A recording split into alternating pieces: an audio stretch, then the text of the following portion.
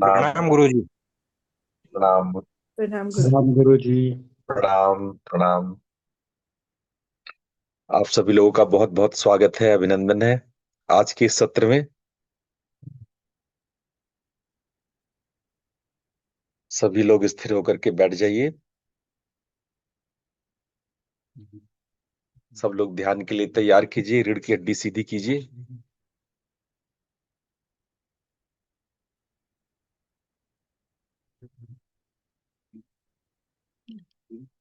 हाथ को मुद्रा में रखिए, आंखें सहजता से बंद। बंद आंखों से पूरे शरीर का अवलोकन कीजिए।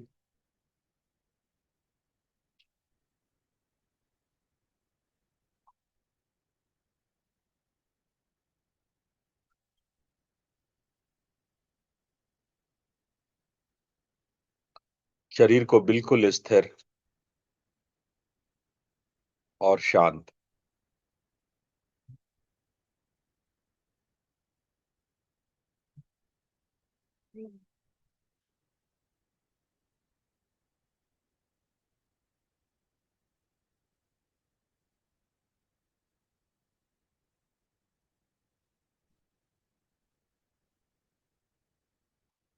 पूरे सर से पैर तक एक बार स्कैन कर लीजिए अपने पूरे बॉडी को।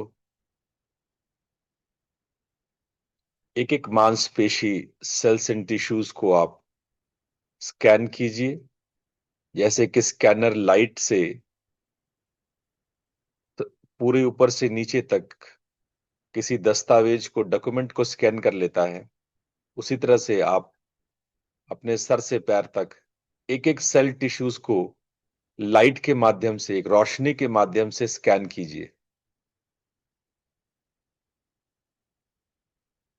आपकी सजगता एक रोशनी के रूप से, एक लाइट की तरह, लाइट पार्टिकल्स की तरह पूरे बॉडी को स्कैन करते जा रही है, सर से पैर तक, from the top of the head to the tip of the to.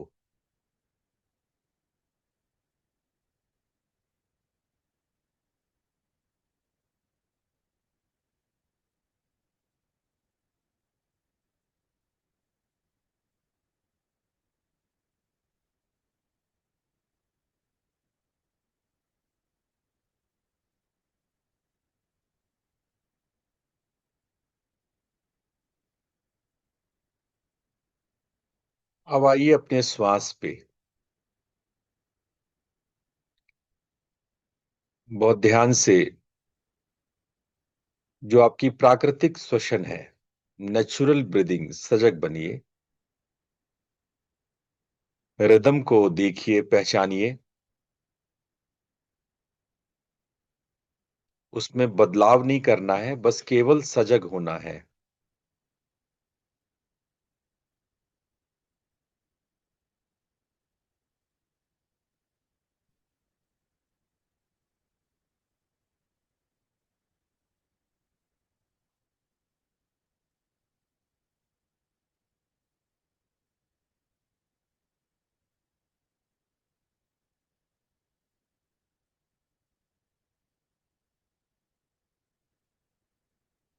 आज हम लोग श्वास पर एक प्रयोग करेंगे। अपने एक्सलेशन को लंबा बनाते जाइए, बड़ा और लंबा, धीरे धीरे सांस छोड़िए।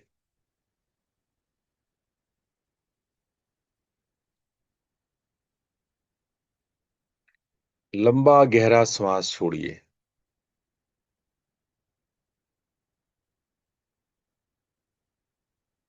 जब आप श्वास छोड़िए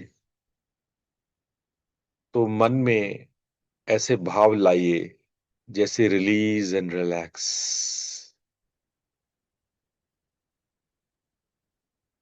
आपने सारी बंधी हुई, सारे साइकिक नॉट्स,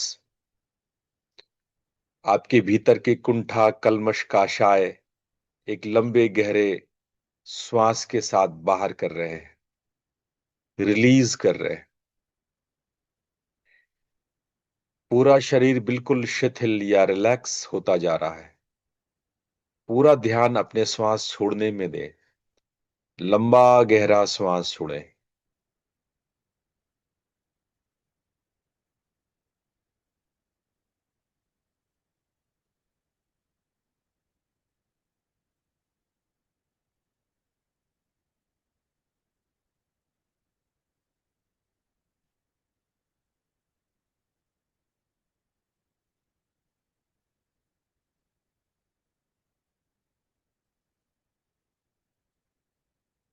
इस अभ्यास को 2 मिनट और कंटिन्यू रखें।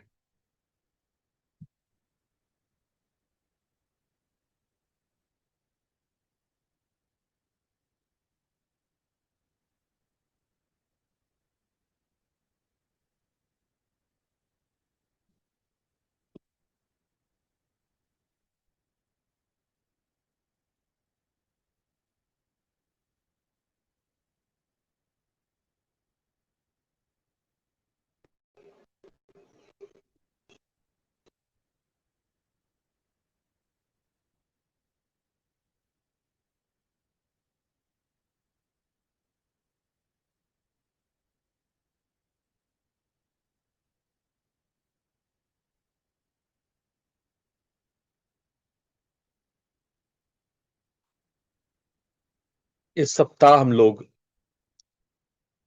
प्राण को अनुभव करने का अभ्यास करेंगे, जिसके लिए श्वास बहुत इंपॉर्टेंट माध्यम है। और श्वास की तकनीकों को सीखने के लिए सबसे पहला तकनीक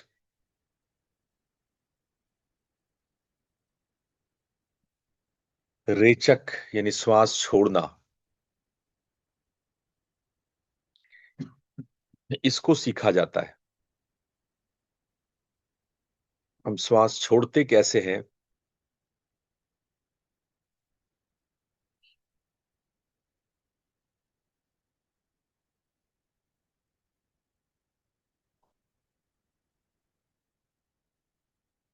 कोशिश करें लंबा गहरा श्वास धीरे धीरे। यदि मन में विचार आ रहे हैं तो श्वास की लंबाई को गिनिए, यानी जब आप श्वास छोड़िए तो धीरे धीरे आप 50 या 60 की गिनती गिनिए। यानी लगभग लगभग आप 1 मिनट में सांस छोड़ें। 1 सेकंड में यदि एक की गिनती गिनते हैं तो 60 सेकंड में 60 की गिनती में आप सांस छोड़ेंगे। आप देखिए कि आपकी क्षमता कितनी है। आप 40 सेकंड में सांस छोड़ते हैं, 30 सेकंड में सांस छोड़ते हैं। ये बहुत कुछ आपके विचार, आपकी psychology, body and mind construction को बताता है, कॉन्फ़िगरेशन को बताता है।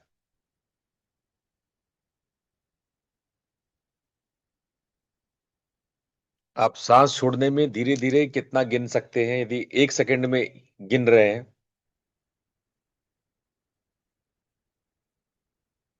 ध्यान रहे यदि ये 30 से कम है तो आप किसी मानसिक परेशानी से गुजर रहे हैं।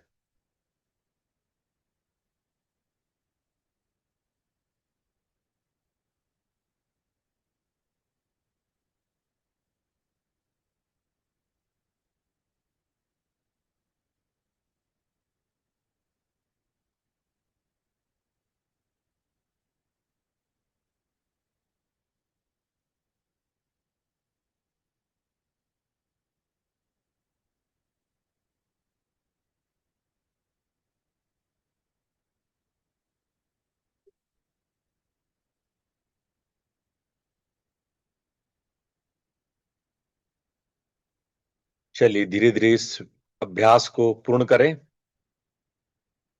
और सामान्य श्वसन में आ जाइए।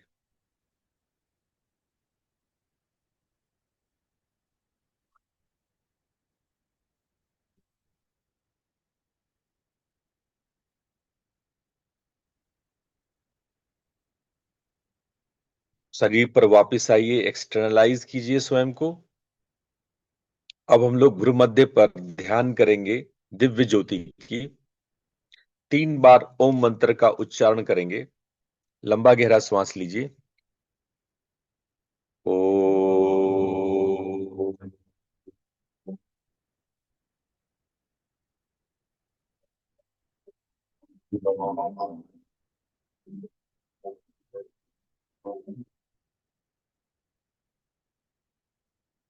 ओ।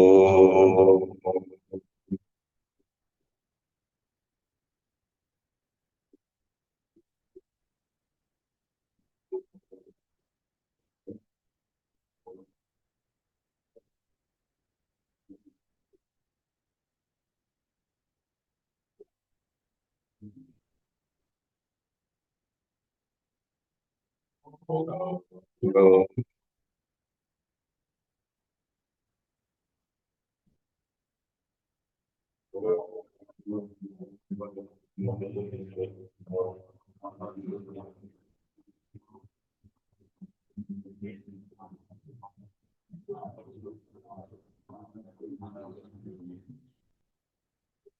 ओम असतो मा सद्गमय तमसो मा ज्योतिर्गमय मृत्योर्मामृतं गमय। ओम शांति शांति शांति। दोनों हथेलियों को आपस में रगड़ते हुए अपनी आंखों पर रखें और धीरे से अपनी आंखें खोल लें। हम लोगों ने 21 दिन का एक शानदार सफर पूरा किया। इस 3 सप्ताह के सफर में हम लोगों ने अपना आधार तैयार किया, हम लोगों ने अपना बेस तैयार किया। अब 22वां दिन हम लोग फेज 2 में प्रवेश कर रहे हैं और इस फेज 2 22वें दिन से 45वें दिन तक चलेगा।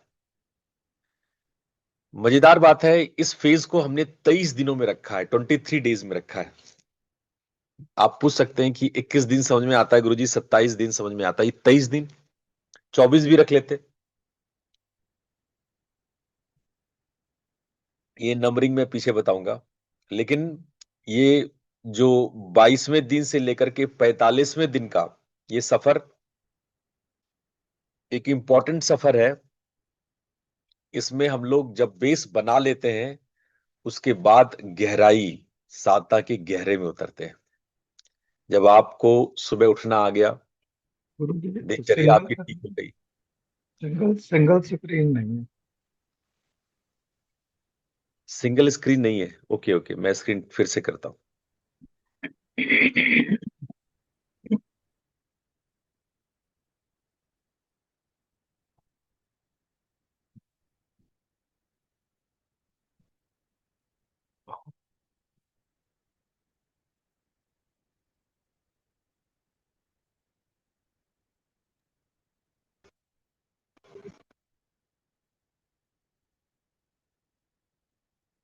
अभी आ रहा है? हाँ जी, हो गया। ठीक। तो मैं ये आप लोग को बता रहा था कि इस फेज 2 में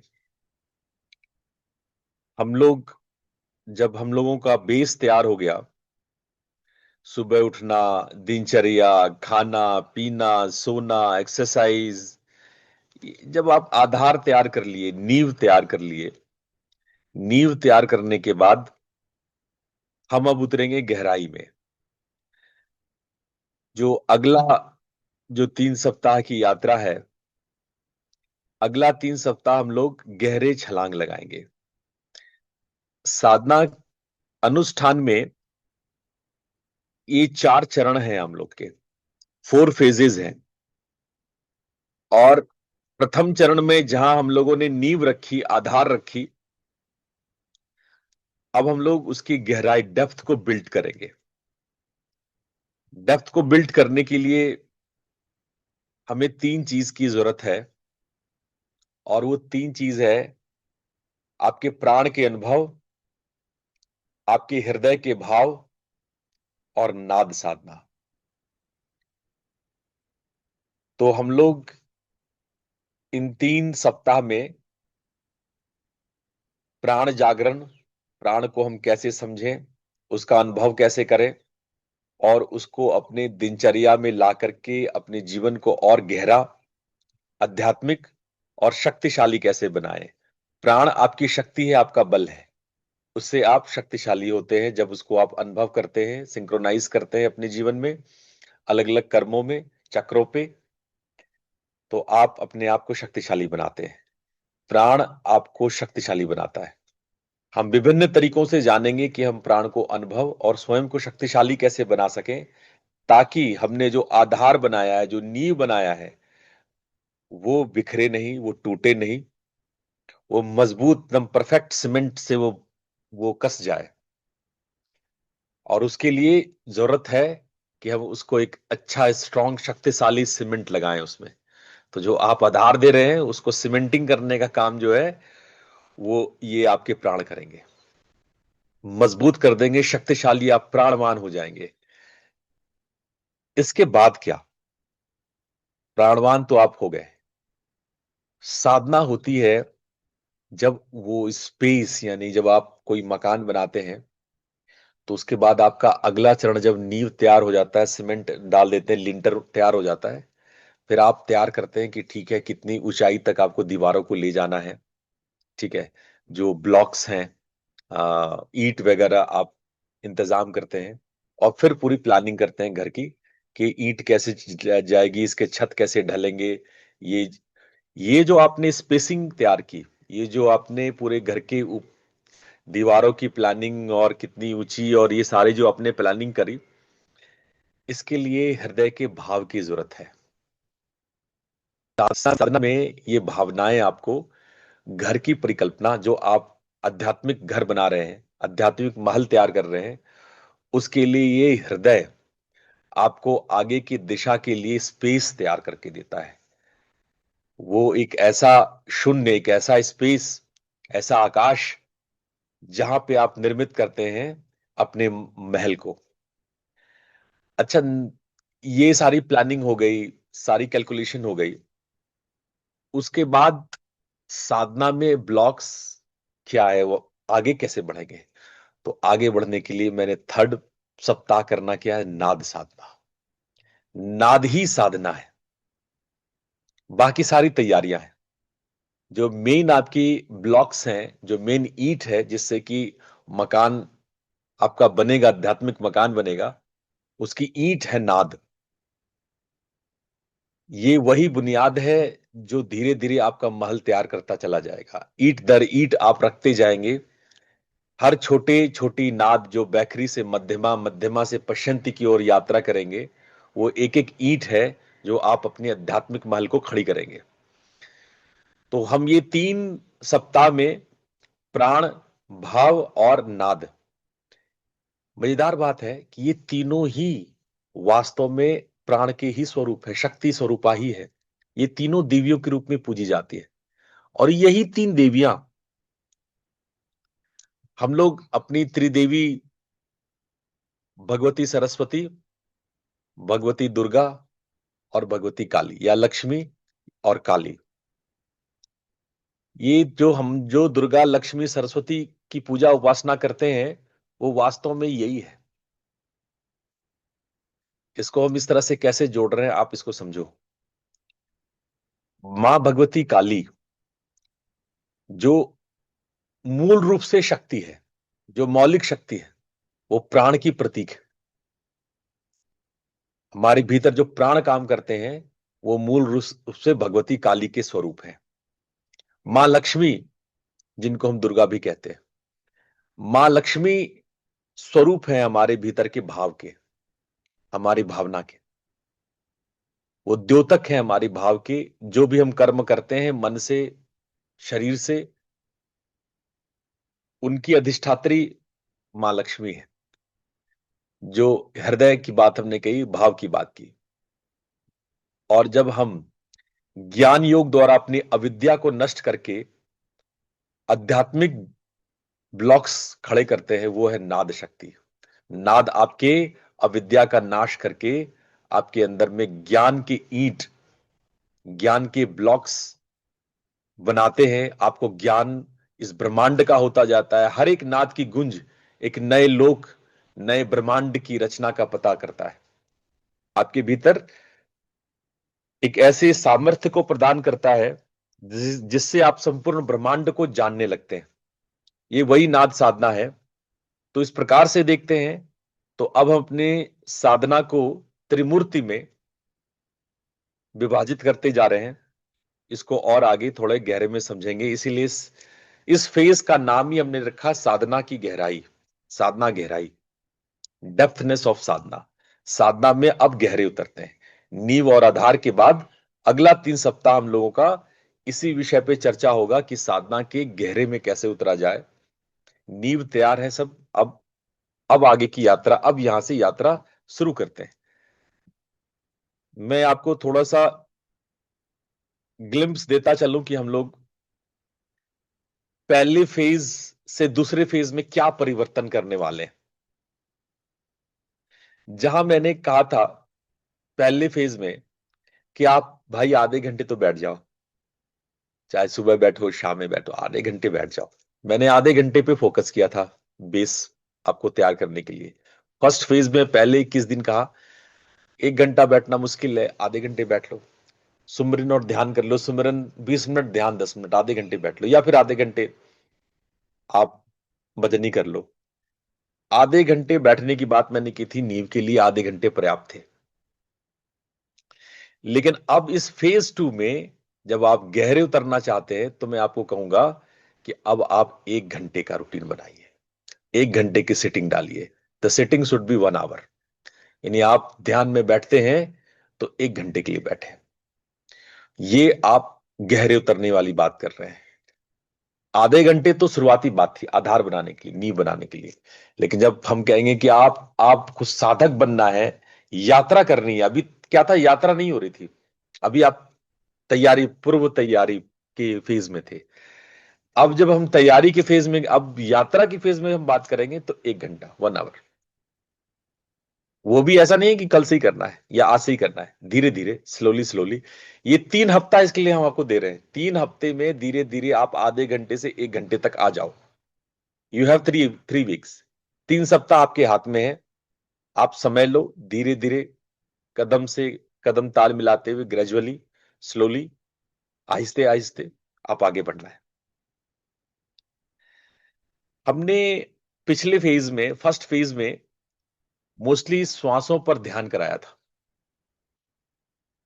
अब जो हम करा रहे हैं श्वास का ध्यान, पहले हमने क्या, श्वास के अंतराल पे फोकस करो, श्वास के रिदम को फोकस करो, श्वास के जो टच है उसको फील करो, तापमान को फील करो, ये सब बता रहे थे। सांस ले छोड़ रहे हैं तो आपका बॉडी एक्सपैंड एंड कॉन्ट्रैक्ट कर रहा है, उस पर फोकस करो। अब इस फेज में हम श्वास के इन आयाम, बाहरी फीलिंग पर नहीं जाएंगे, अब उसकी प्राणिक फीलिंग पे जाएंगे। श्वास प्राण को कैरी कर रहा है।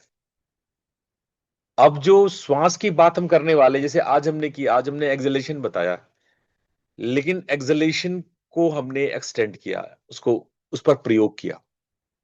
अभी तक हम लोग स्वाभाविक ही चल रहे थे। जो स्वाभाविक हो रहा है आप सजग हो रहा है, जो स्वाभाविक है आप सजग होइए, चाहे रिदम जो भी हो। स्वाभाविक कुंभक यानी स्वाभाविक पॉज, स्वाभाविक टच।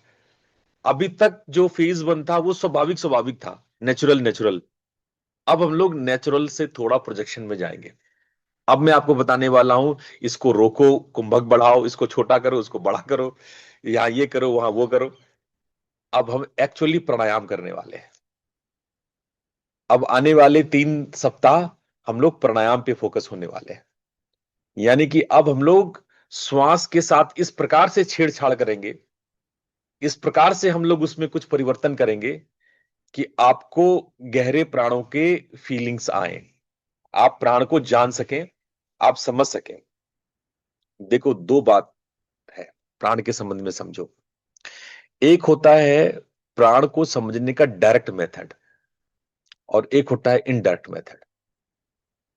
गहरी बात है, जरा विचार करना।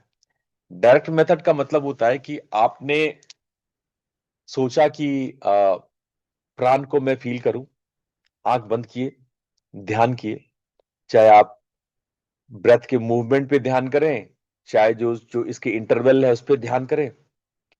ब्रेथ के मूवमेंट और इंटरवल पे ध्यान करने से आपको प्राण के अनुभव होने लगते हैं। इसको कहते हैं डायरेक्ट मेथड। आप प्राण को देखना चाह रहे हैं, देख लिए, इतना काफी है। ब्रेथ पे फोकस किए, ब्रेथ के मूवमेंट्स पे या फिर ब्रेथ के पॉज पे फोकस किए, आपको प्राण का पता चल गया। लेकिन डायरेक्ट मेथड हमेशा कठिन होता है। डायरेक्ट मेथड में किसी को अनुभव नहीं होता है, क्योंकि डायरेक्ट मेथड जितना सरल, जो चीज जितनी सरल होती है आज के मनुष्यों के लिए, वो चीज उतनी कठिन है। ध्यान करना बहुत सरल है, हम तो कह देंगे कि आप बैठो, विचार मत करना, ध्यान जो है आज्ञा चक्र पे रखना, आधे घंटे रोज बैठो, मत सोचना कुछ, बिंदु पे ध्यान करो। सुनने में बड़ा सरल है कि हाँ भाई कुछ सोचना नहीं है, आधे घंटे बस जो है भ्रूमध्य पे ध्यान करना है, बिंदु पे ध्यान करना है। लेकिन सरल चीजें उतनी कठिन है।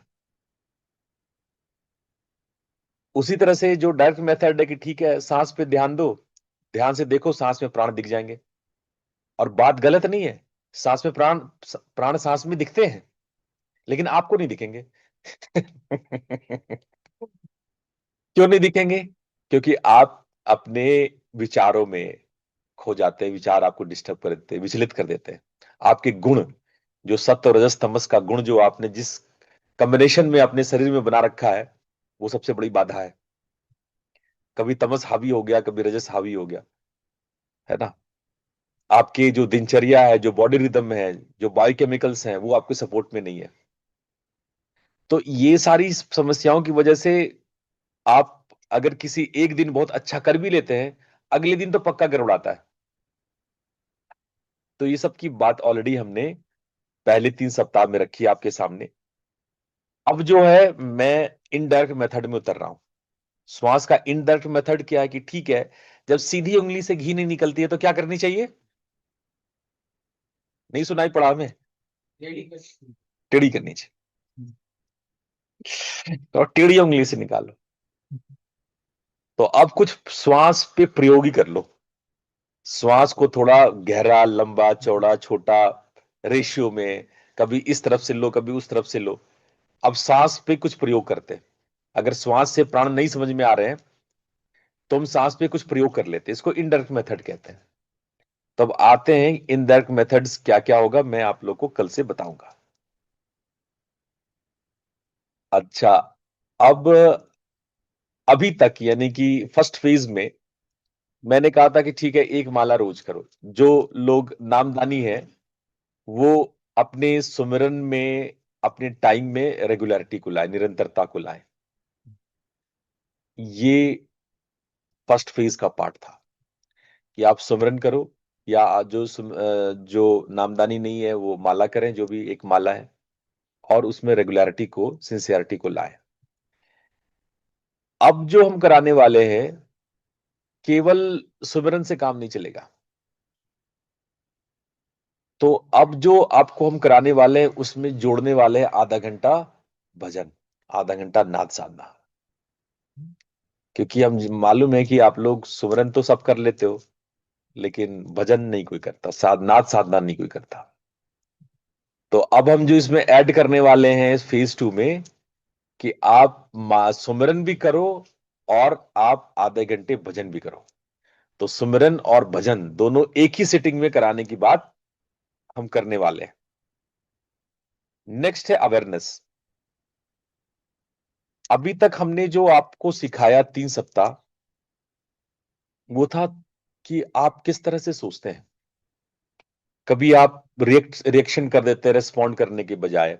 आपकी भावना कैसे रिएक्टिव होती है, कैसे आप किसी चीज पे रिएक्ट करते हैं। आपके अंदर क्रोध आ रहा है, आपके अंदर में, आपको सजगता के विषय में हमने बात की कि आप कैसे साक्षी बन सकते हैं। हमने लगभग 1 सप्ताह केवल साक्षी पर चर्चा करी है, सेकंड वीक जो है। तो हमने साक्षी भाव से अपने विचारों को, अपने बदलते भाव को, अपने मूड को, अपने रिएक्शंस को, अपने रिलेशंस को, अपने दिनचर्या को एक साक्षी भाव की तरह देखने की कोशिश करी। अवेयरनेस के इस एरिया को हम लोगों ने डेवलप करने की कोशिश की। लेकिन इस बार इस फेज में हम लोग प्राणों को फील करेंगे। प्राण सूक्ष्म है। प्राण ही विचारों को भी संचालित करता है, यानी विचार जो फंक्शन कर रहा है उसके पीछे भी प्राण है। आपका शरीर फंक्शन कर रहा है, उसके पीछे भी प्राण है, चाहे वॉलंटरी फंक्शन हो या नॉन वॉलंटरी फंक्शन। आपका शरीर फंक्शन कर रहा है, इसके पीछे भी प्राण है। आपके विचार फंक्शन कर रहे हैं, इसके पीछे भी प्राण है। आपकी भावनाएं काम कर रही है, उसके पीछे भी प्राण है। और तो और, ये जो नाद बज रहा है वो भी प्राण के ही सात्विक रूप है, प्राण का है उच्चतर रूप है। तो अब हम लोग क्या करने वाले हैं, अब हम लोग प्राण पे फोकस करने वाले हैं। अगर ये सारा कहानी प्राण का ही है तो पहले जरा प्राण को ही समझ लेते हैं। प्राण के बारे में एक स्टेटमेंट हम आप लोग को देना चाहते हैं दुनिया में जो कुछ भी आपको दिखता है, और बड़ा दार्शनिक हम विद रेफरेंस ये बात कहेंगे, दुनिया में जो कुछ भी आप देखते हैं, जानते हैं, समझते हैं, सोचते हैं, विचारते हैं, व्यवहार करते हैं, सब के सब प्राण है। यानी कि आपको सामने दीवारें दिख रही है, कुर्सी टेबल दिख रहा है, जो भी दिख रहा है, सारे प्राण है। और सेकंड स्टेटमेंट ये है कि उन अनुभवों को जो अनुभव कर रहा है, उसको जो फील कर रहा है, वो कोई आपकी आत्मा, अभी आत्मा को पता नहीं आपका, अभी आत्मा को नहीं जान रहे हो आप। प्रकृति ही प्रकृति को, प्राण ही प्राण को फील कर रहे हैं। ये फीलिंग जो फील कर रहा है, वो भी प्राण ही है। और third statement, the process of feeling is also प्राण। मतलब जो आप फील कर रहे हैं, जो अंदर महसूस कर रहा है, जिसको कर रहा है, और वो जो करना है, द प्रोसेस, ये तीनों की तीनों प्राण है। गुण ही गुणों में बरत रहे, प्रकृति ही प्रकृति है चारों ओर। आप तो हो ही नहीं कहीं, आप तो पुरुष है। पुरुष का मतलब पूरी शयंति इति पुरुष है, इस शहर में आप सो रहे हैं। पूरी मतलब होता है शहर, पूरी शयंति इति पुरुष, किसी शहर में आप सो रहे हैं, इस प्राण रूपी शहर में आप सो रहे हैं। ठीक है, तो आप तो है ही नहीं, आप तो मौजूद ही नहीं है, आपका तो पता ही नहीं है कुछ। शायद समाधि के किसी मौके पे आपका पता चले, लेकिन आप तो है ही नहीं। जो दिख रहा है, जो देख रहे हैं, और जो देखने वाला है, और द प्रोसेस, देखने की क्रिया, ये तीनों ही प्राण है। चाहे आप नाद सुन रहे हैं, चाहे बैखरी में भजन सुन रहे हैं, सब प्राण है।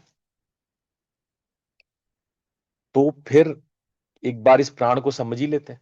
जब सब कुछ प्राण है, जब चारों ओर मां पार्वती उमा शक्ति का प्रसार है, भगवान शिव लुप्त है, तो चलो एक बार हम भगवती को ही समझ लें, शक्ति स्वरूपा को ही समझ लें। तो इस फेज में हम लोग प्राण को फील करने की कोशिश करेंगे, स्थूल स्तर पे और सूक्ष्म स्तर पे। अगला विषय हम लोग लेते हैं, साधना का केंद्र क्या है।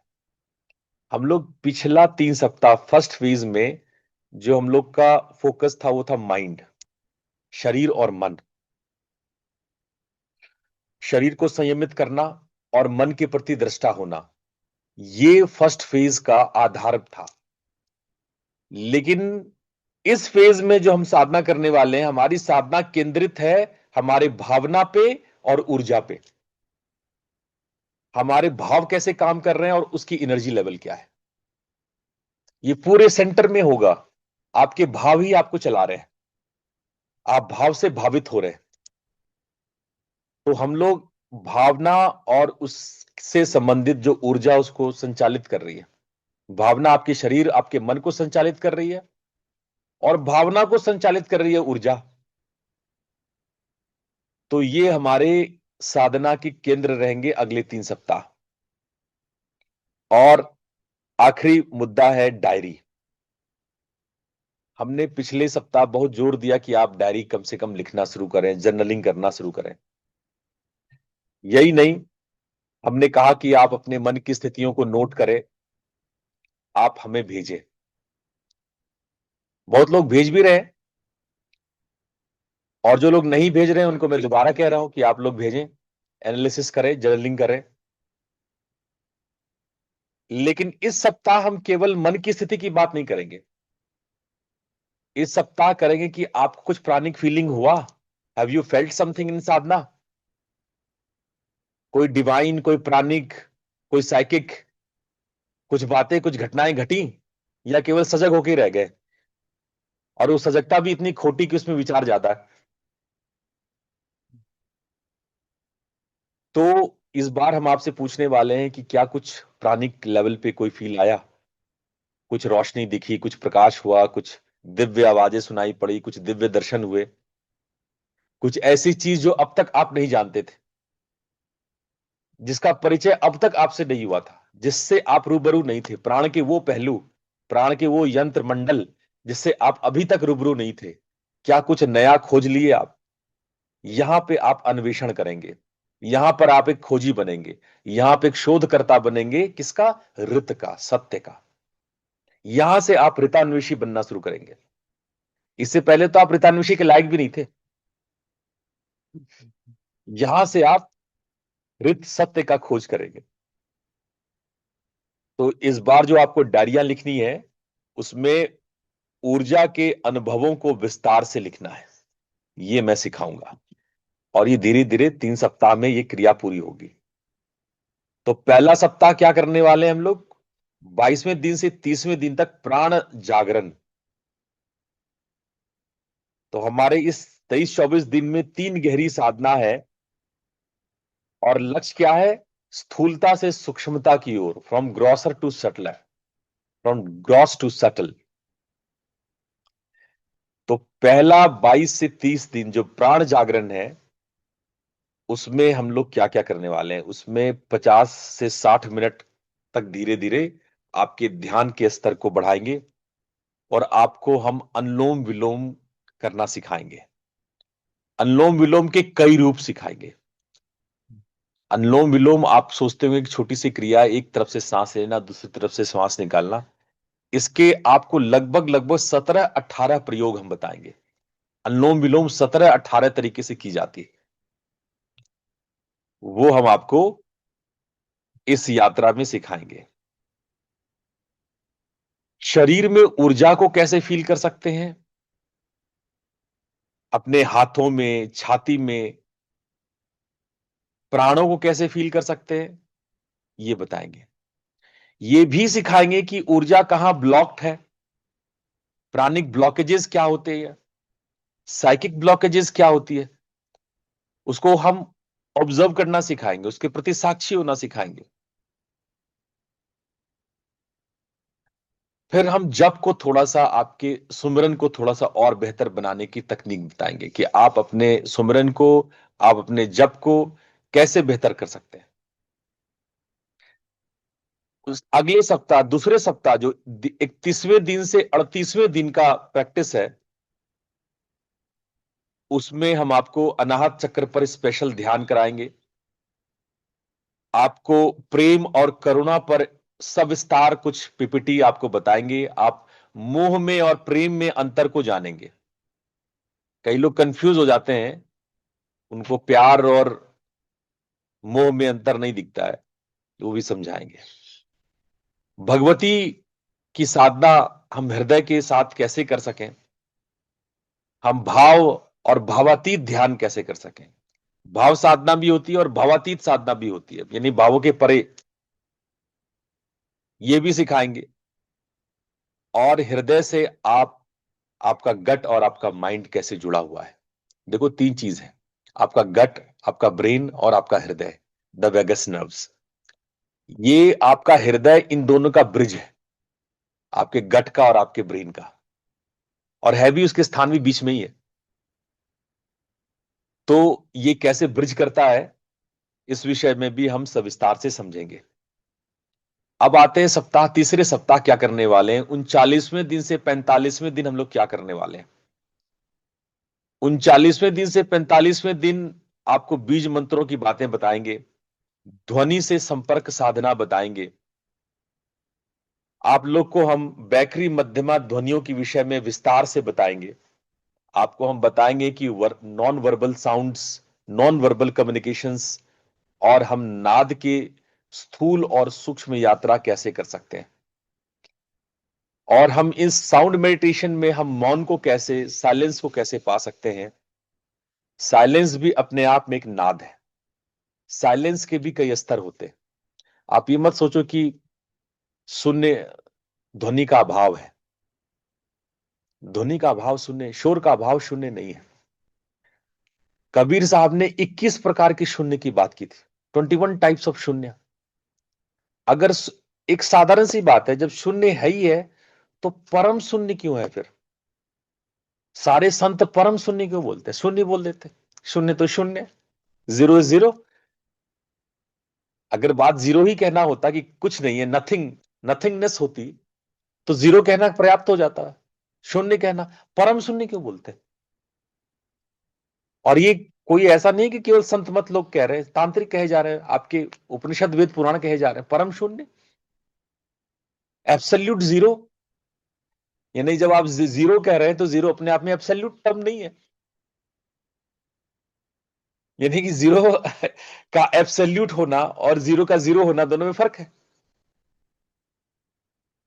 तो जरा इस रहस्य को, इस मैथमेटिक्स को भी समझेंगे कि एब्सोल्यूट जीरो और जीरो क्या है। और इसमें जब कबीर साहब 21 जीरो की बात कर रहे हैं, 21 प्रकार के शून्य की बात कर रहे हैं, तो ये कैसा जीरो है, ये कैसा शून्य है? किस किस प्रकार का शोर समाप्त हो जाता है? हो सकता है कि एक खास प्रकार का शोर समाप्त होता है, उसको आप शून्य कहते हैं, उसके बाद और सूक्ष्म शोर समाप्त होता होगा। अभी आपको हम एक गैस दे रहे हैं, एक कल्पना दे रहे हैं अभी आपको हम बता नहीं रहे, दूसरे सप्ताह बताएंगे। हो सकता है कुछ और सूक्ष्म शोर का बंद हो जाना, उससे गहरा शून्य होता होगा, और कुछ शून्य कुछ और शोर का, सूक्ष्माति सूक्ष्म शोर का समाप्त हो जाना, वो कोई और गहरा शून्य होता होगा। क्या हर एक शून्य एक दूसरे की तुलना में ज्यादा शांत है? ये सब बातें करेंगे, ठीक है। ये सब बात के लिए आप तीसरे सप्ताह तैयार रहिए। तो हम लोग अपने पूरे प्रोग्राम को इस तरह से 3 लेवल में हमने डिवाइड किया, और कल से हम लोग शुरू करने वाले हैं प्राण साधना, प्राण जागरण। इसमें हम श्वास को सिर्फ सजगता से नहीं समझेंगे, सिर्फ अवेयर होके नहीं समझेंगे, 4 फेज की अवेयरनेस में नहीं समझेंगे, लेकिन उसको हम लोग प्राणों का वाहन, यानी जो प्राणों को लेके चलता हो, प्राण का वाहक है श्वास। जैसे हर देवता का एक वाहक होता है, भगवान शिव का जो नंदी है ना, कुमार का जो है मयूर है, जो है भगवती का शेर या बाघ है, गणेश जी का चूहा है, सारे भगवान विष्णु का गरुड़ है। तो ये सारे देवी देवताओं का वाहन है। उसी प्रकार से प्राण का वाहक श्वास कहलाता है। तो हम श्वास के माध्यम से प्राण को समझने की कोशिश करेंगे। वाहन से एक और शब्द याद आया कि हमारे हिंदू धर्म में ये वाहन क्यों है इतना? आपने कभी पंडितों से पूछा आपने कि क्यों वाहन की जरूरत क्या है? ट्रांसपोर्टेशन। हाँ, ट्रांसपोर्टेशन की जरूरत क्या है? ये लोग तो टेलीपोर्ट कर सकते हैं ना। मतलब ये देवता तो बड़े मास्टर लोग हैं ना, कहीं भी यहां से गायब होंगे, कश्मीर से गायब होंगे, कन्याकुमारी में निकल आएंगे ये तो टेलीपोर्ट कर सकते हैं, है ना। तो आपने पंडित से पूछे कि फिर चूहे की क्या जरूरत है? गणेश जी को महाराष्ट्र तक जाने के लिए चूहे की जरूरत? ठीक है, उनका चूहा जो है वो अत्यंत शक्तिशाली होगा, वो हवा के वेग से उड़ता होगा लेकिन फिर भी वाहन की जरूरत क्या है? मां भगवती अपनी चंडी रूप में वो कम खतरनाक है क्या जो किसी शेर की जरूरत है? वो हुंकार भर दे तो राक्षस मारे जाते हैं, फिर भी एक वाहन को रखी हुई है। तो आपके मन में ये प्रश्न उठना चाहिए ना, आइडेंटिफाई कि क्यों ये वाहन की जरूरत क्या है? एनर्जीज भगवान, मास्टर करना, हाँ, वो एनर्जीज मास्टर करना। मैं आ रहा हूं, हाँ ठीक है, आप सही जा रहे हैं। मैं इसको और थोड़ा एक्सप्लेन करूंगा। कल की शुरुआत से पहले ये मुद्दा बड़ा इंटरेस्टिंग है, इसलिए पहले मैं इस मुद्दे को क्लियर कर लूं, ताकि इस चीज को आप और गहरे से समझ पाए। तो मैंने पूछा, अच्छा सवारियों का भी देखो कितने विचित्र, शिव परिवार में ही कितने सवारियां विचित्र हैं, ठीक है। एक मयूर है जो कार्तिकेय का सवारी है, वो भगवान शिव के सर को खा सकता है, मार सकता है। जो भगवती का सवारी शेर है, वो नंदी को मार सकता है भाई, वो बैल को मार सकता है। मतलब आप देखो ना कितना विपरीतता है, कितना एक ही परिवार में कितना डिफरेंस है। सांप जो है चूहे को खा सकता है। जो भगवान शिव का सांप है वो गणेश के चूहे को खा सकता है। इतना इतना गड़बड़ एक परिवार में। आप तो केवल इस बात के लिए परेशान हो कि भाई साहब पति बहुत डिफरेंट है, पत्नी बहुत डिफरेंट है, बच्चे बहुत डिफरेंट है। आप लड़े हो अपने पति पत्नी बच्चों में, जरा देखो शिव परिवार में जाके। यहाँ तो जान का खतरा है। इधर गणेश गए नहीं कि जो सर्प है वो टपक लिया चूहे को। इधर भगवान शिव ध्यान में बैठे नहीं कि शिव जो है काम तमाम कर दिया नंदी का, है कि नहीं। वहां तो खतरनाक है, नहीं पार्किंग लॉट भी नहीं है ना, कैलाश तो फैला हुआ है पूरा, हर जगह सब फ्री है। तो जिसको जहां मौका मिले टपक ले। तो भाई ये समस्या तो गहरी है। तो उससे हमें सीखना चाहिए। हम जो अपने परिवार के लिए परेशान है कि बच्चे बिगड़ रहे हैं, आते भाई आप लोग परेशान हो कि कंट्रोल में नहीं है बच्चे, आप जनरेशन गैप है, आप कुछ सोचते हैं आपके बच्चे कुछ सोच रहे हैं। पति पत्नी कुछ सोच रहे हैं, पति कुछ सोच रहा है, पत्नी कुछ सोच रही है, परिवार में सब आपस में लड़े भिड़े पड़े। हमें प्रेरणा लेनी चाहिए भगवान शिव से। इतनी विपरीतता के बावजूद भी, इतना डिफरेंस होने के बावजूद भी ये सारे आपस में बहुत डिफरेंट है। एक वैरागी है और दूसरा संसार का जगत जननी है। आप वैराग तो देखो, एक गणेश है जो खा खा करके फैले जा रहे हैं, एक कार्तिकेय जो दुबले पतले दीवार होते जा रहे हैं। तो आप देखो कितना डिफरेंस है, सारे कहानी ही बदली हुई है, इनके परिवार परिवार नहीं है, विपरीतताओं का मिलन है, क्षितिज है ये, आसमान और जमीन जहां पे मिलते हैं। तो हमें इन परिवार से, इसलिए जब शिव पुराण आप पढ़ते हैं, आप शिव संहिता पढ़ते हैं, आप रुद्र यामल पढ़ते हैं, और जब आप शक्ति पुराण पढ़ते हैं, तो आप इन चीजों को सीखते हैं कि परिवार में हम कैसे मिलजुल के रह सके, इतनी विपरीतताओं के बावजूद भी हम एक सम्यक साथ के साथ कैसे जी सके। अब आते हैं हम लोग वाहन पे। ये वाहन क्या है? अब मेरी बात को बड़ा ध्यान से सुनना।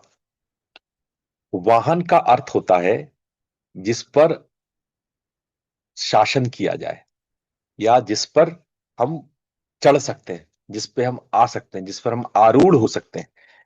इसके लिए तंत्र ने शब्द दिया आरूढ़। अब इस शब्द को जरा ध्यान से समझना, तो आपको बहुत गहरी बात पता लगेगी। ये आरूढ़ होना क्या होता है? कभी आपने देखा है, भारत में तो हर गांव में ऐसे लोग मिल जाएंगे, खासकर ऐसी भगवती मिल जाएंगी जिन पर भगवती आती है। ठीक है। तो बहुत लोग होंगे, आप लोगों ने आसपास कभी, भारत में बहुत कॉमन है। तो जब भगवती आती है, किसी भगवती पे भगवती आ जाती है, तो उस प्रोसेस को कहते हैं आरूढ़ होना। उस प्रोसेस को कहते हैं आरूढ़ होना। आरूढ़ होने का मतलब अब उन पर सवार है।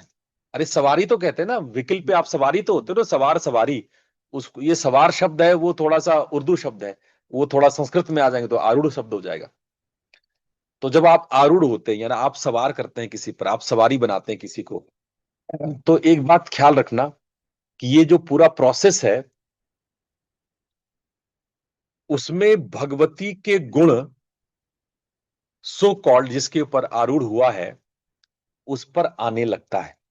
बहुत ध्यान से मेरी बात सुनना, इसमें सारे रहस्य छुपे हुए हैं। मेरी इस बात में बहुत सारे रहस्य, तंत्र के रहस्य छुपे हुए हैं। जब मैं कह रहा हूं कि एक, जैसे मान लो, एग्जाम्पल लो, एक गांव की एक पुरानी सी औरत है। ठीक है। बाल वाल खोल करके ऐसे ऐसे हिला रही है वो। ठीक है, माता जी आई हुई है उनपे। ठीक है। कोई भी माता जी आ सकती हैं, चाहे वो नाग हो, बिच्छू हो, सांप हो, सभी प्रकार की जीव जंतु आ सकते हैं। ऐसा नहीं है कि केवल मां काली आती है। सभी प्रकार के अत्यंत विषैले से विषैले जीवधारी विषधर जंतु आ सकते हैं किसी के ऊपर। तो मां काली आ गई, आप मान लीजिए कि वाकई में मां काली आ गई, फिलहाल हम कोई फ्रॉड की बात नहीं कर रहे हैं।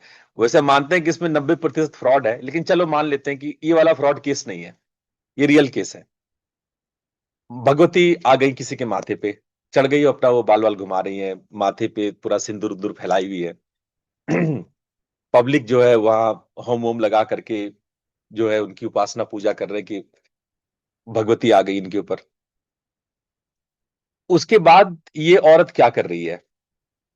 ये औरत आपके मन को पढ़ करके आपकी समस्याओं को सॉल्व कर रही है। यानी कि ऐसे किसी आरूढ़ व्यक्ति से उम्मीद की जाती है कि इसके लक्षण मां काली से मिले, ये आपकी अंतरात्मा आपके मन को जान जाए, आपका चाबी कहां खोया है वो बता दे। ठीक है, आपने घड़ी कहां खोई है, फ्रिज के नीचे है या बर्तनों के पीछे है, वो ये भगवती काली बता दे, क्योंकि भगवती काली अंतर्यामी है। ठीक है, वो सब कुछ जानती हैं। तो आप उस औरत से क्या उम्मीद कर रहे हैं? ये जो बाल हिलाती हुई औरतें हैं, वो आप उम्मीद कर रहे हैं कि आपको ये सब कुछ बता दे, आपके जीवन में क्या गलत है, फलाने ने क्या चोरी हुआ, किसने किसको मारा, क्या हुआ नहीं हुआ, जो छुपे हुए जो भी रहस्य हैं, जो भी बातें आप नहीं जानते हैं, वो इस व्यक्ति जिसके ऊपर कोई XYZ आरूढ़ है, और वो XYZ इतना ज्ञानी है जो कि आपकी समस्याओं को बता सकता है कि इसका रीजन क्या है, इसका सोल्यूशन क्या है। राइट? एक लेमन लैंग्वेज में हमने जो बात कही सही है? अरे हाँ हूं तो लिख दो भाई, चैट से कोई जवाब नहीं आ रही है ना।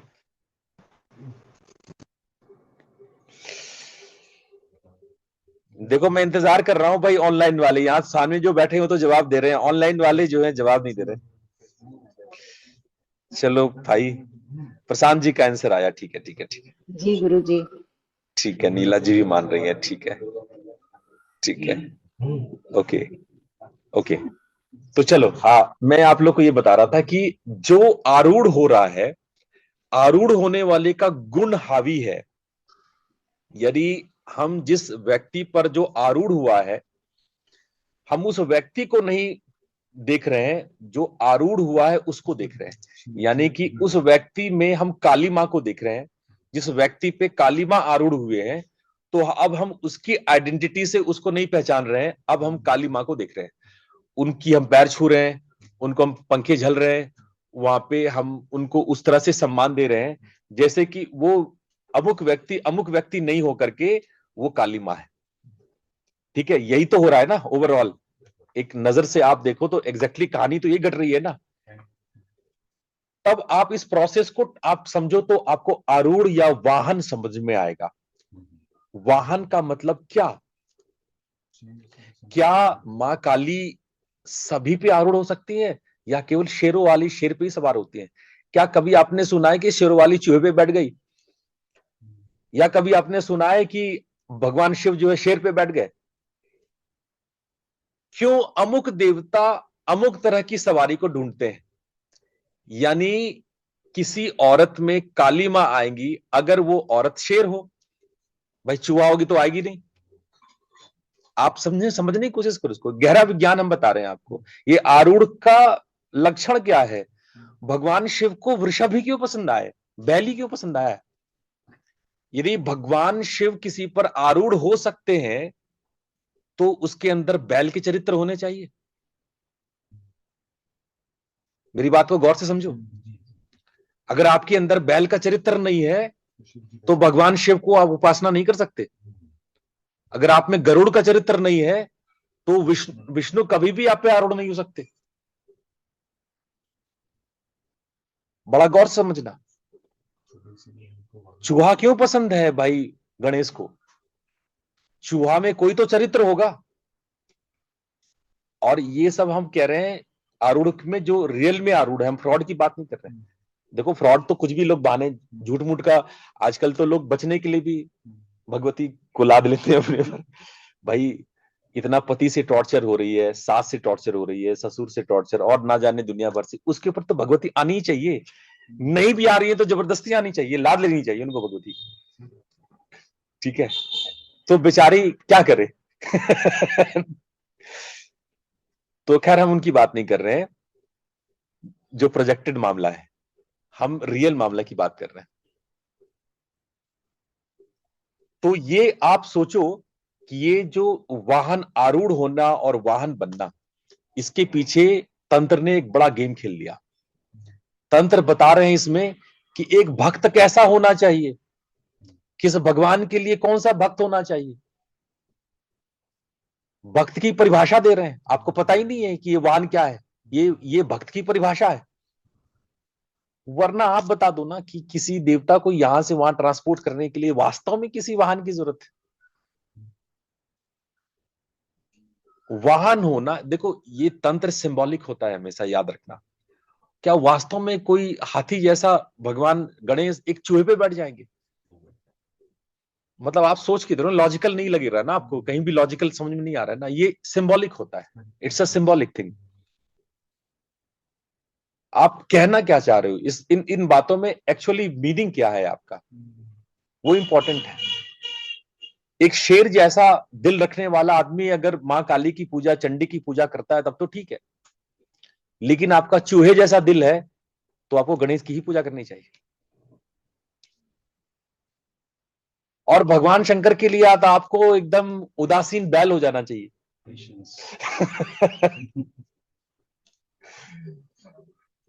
आप विचार कीजिए इस बात को, एक गरुड़ जितना शातिर, जितना पैना, उसकी नजर, उसका उड़ान, ऐसे साधक ही भगवान विष्णु को पा सकते हैं। आप गौर कीजिए इनके वाहनों को, इनके वाहन साधारण नहीं है। इसीलिए जब आपको अमुक देवता की पूजा करनी होती है तो आपको अमुक वाहन बनना पड़ता है। ये जो आरूढ़ होने की घटना है, आरूढ़ होने की घटना का क्या मतलब है कि हम उस भगवान का साक्षात्कार करते हैं। हम अपने हृदय में वो स्थान देते हैं कि वो आके वास करें। आओ प्रभु मेरे हृदय में वास करो। तो आप सवारी बनने के लिए तैयार हैं? आपका मन इतना पवित्र है?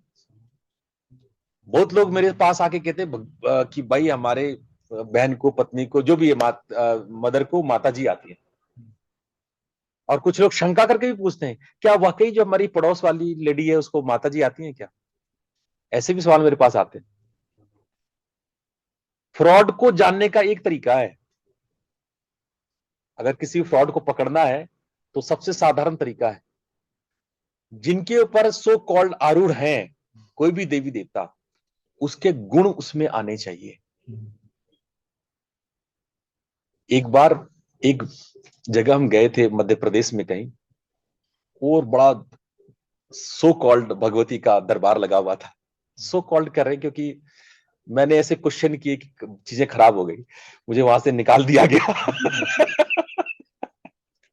तो कहानी ये था कि दरबार लगी हुई थी कहानी, और चल रहा था, ये सब ड्रामे चल रहे थे। तो मैं भी गया।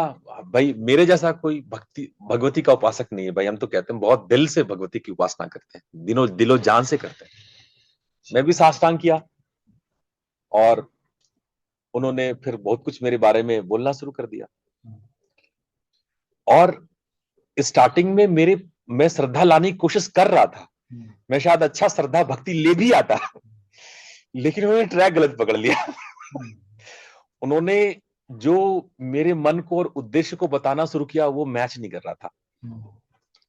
तो हमको लगा यह मामला तो कुछ गड़बड़ लग रहा है। तो मैंने कहा भगवती आप तो परम ज्ञानी हैं, आप सर्वत्र सब कुछ जानती हैं, आप दुर्गा सप्तशती का अष्टमोध्याय का एक श्लोक बता दीजिए। अच्छा चलिए छठे अध्याय का बता दीजिए भगवती। अच्छा चलिए दशाक्षरी मंत्र बता दीजिए भगवती। गांव की पुरानी औरत जिसने कभी स्कूल में नहीं गया, हो सकता है अगर भगवती सवार होती तो बोल भी देती, भगवती को ज्ञान की कमी थोड़ी है। वो सप्तशती जहां से चढ़े उल्टा पढ़ दे, विलोम सप्तशती पढ़ ले। लेकिन आप पर भगवती सवार है, आप सप्तशती का श नहीं पढ़ पा रहे हैं, तो काहे की भगवती सवार है आप पे? आप जरा सोच के देखिए ना, भगवती वाले गुण भी तो होने चाहिए। अगर भगवती सवार हो रही है, आप कहते हो कि मेरे ऊपर भगवान विष्णु सवार हो गए, आप आरूढ़ बन गए, और आप जो है चारों ओर तामसी माहौल बना दियो, मांस खाए जा रहे हो, शराब पिए जा, काहे कि भगवान विष्णु कभी भी तामसिक माहौल में हो ही नहीं सकते। अगर आपके घर में शराब मांस चल रहा है, आप भगवान विष्णु का मूर्ति हटा दीजिए वहां से।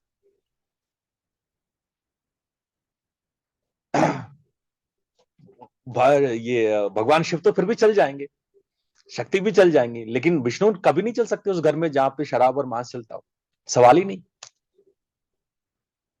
और आप कहोगे मेरे ऊपर आरूढ़ हो गए और आप ड्रामे फैलाए हुए हो तामसी, तो हमें शक है कुछ और आरूढ़ हुआ, कोई प्रेत व्रेत आरूढ़ हो गया। हो सकता है कई बार आप लोग को पता नहीं चलता है, कोई प्रेत पिशाच आरूढ़ हो गया हो, आपकी आंखें बदल गई है ना, आपकी बॉडी का स्मेल बदल चेंज हो गया। हमारे जैसा साइकोलॉजिस्ट बोलेगा कि साइकोसिस हो गया भाई साहब, आपको कोई जो है दूसरी प्रकार की बीमारी हो गई है ना। तो आरूढ़ के अर्थ को समझो, उसमें जिस जिस देवता का आरूढ़ है उस देवता का गुण उतर आता है, और तभी तो उस गुण की हम उपासना करते हैं। हम जाते भी उस औरत या उस पुरुष के पास इसलिए हैं कि उसमें उस देवता के गुण आ गए। अगर उस देवता के गुण ही नहीं है तो हम जाएंगे भी क्यों? तब तो वो निश्चित रूप से विक्षिप्त व्यक्ति, पागल व्यक्ति आपके सामने बैठा हुआ है। तो आपको तय करना है कि, और तंत्र ने एक सूत्र है जिसमें लिखा गया है कि अगर कुपात्र पे अगर किसी प्रकार से देवता आ जाते हैं, शक्तिपात हो जाता है, तो वो व्यक्ति विक्षिप्त हो जाता है। अगर आप पात्र नहीं है और आपने आरूढ़ कर लिया अपने ऊपर भगवती को, तो इस बात की संभावना है कि आप विक्षिप्त हो जाएंगे, आप पागल हो जाएंगे। मैं इस बात को दूसरी तरह से कहता हूं कि अगर भगवती आप पर सवार नहीं है और आप वैसा एक्ट कर रहे हो, तो आप विक्षिप्त हो। एक विक्षिप्त आदमी ऐसा एक्ट कर सकता है मानो कि इस पर कोई आरूढ़ हो सकता है उस लेडी को हिस्टीरिया हो, सिजोफ्रीनिया हो। और सिजोफ्रीनिया और हिस्टीरिया आप ये मत सोचो कि केवल यूरोप में ही होता है, हम भारतीयों में भी बहुत सारे लोग हैं जिसको हिस्टीरिया और सिजोफ्रीनिया होता है, आपको पता नहीं है।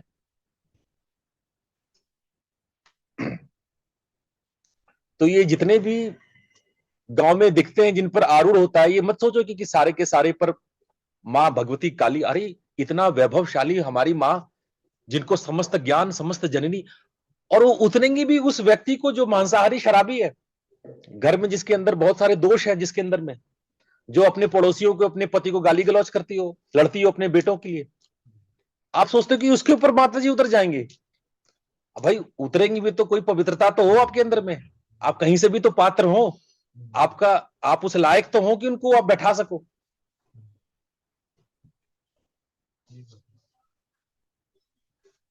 तो आपको इस दृष्टिकोण से, इस तरह से अगर आप चीजों को लेंगे, तो आपको ये जो वाहन का अर्थ समझ में आएगा कि ये वाहन का गूढ़ अर्थ क्या है। हम लोग बहुत सारी बातें करते हैं कि ये देवी का वाहन है, और यही नहीं, नवरात्रों में तो ये भी गणित लगाते हैं कि देवी किस पे आ रही है, घोड़े पे आ रही है, हाथी पे आ रही है, डोली पे आ रही है। करते हो कि नहीं करते हो? और वो कितना नक्षत्रीय है, कितना गणित है उसमें। मैं किसी दिन इस पे भी चर्चा करूंगा। मैंने हमको लगता है साल 2 साल पहले मैंने नवरात्र और देवी के वाहन पर काफी लंबा लेक्चर लिया था। मैं कभी इस विषय पे भी बताऊंगा। वाहन का बहुत तांत्रिक भेद है। इस वाहन को आप समझो, इस आरूढ़ होने को समझो, और हम आगे आने वाले सत्रों में, इस फेज में नहीं, 3rd या 4th फेज में हम आपको देवताओं के रहस्यों के बारे में भी बताएंगे। तो आज इतना ही। आप सब लोगों का बहुत बहुत धन्यवाद, इतने प्रेम भाव से आप हमें सुने। कल सुबह 6 बजे फिर मिलेंगे फेज 2 के पहले पार्ट के साथ। हम आपके साथ कल मिलेंगे। प्रणाम, धन्यवाद। राम गुरु जी, थैंक यू। प्रणाम गुरुजी। प्रणाम गुरुजी। प्रणाम गुरु जी, धन्यवाद।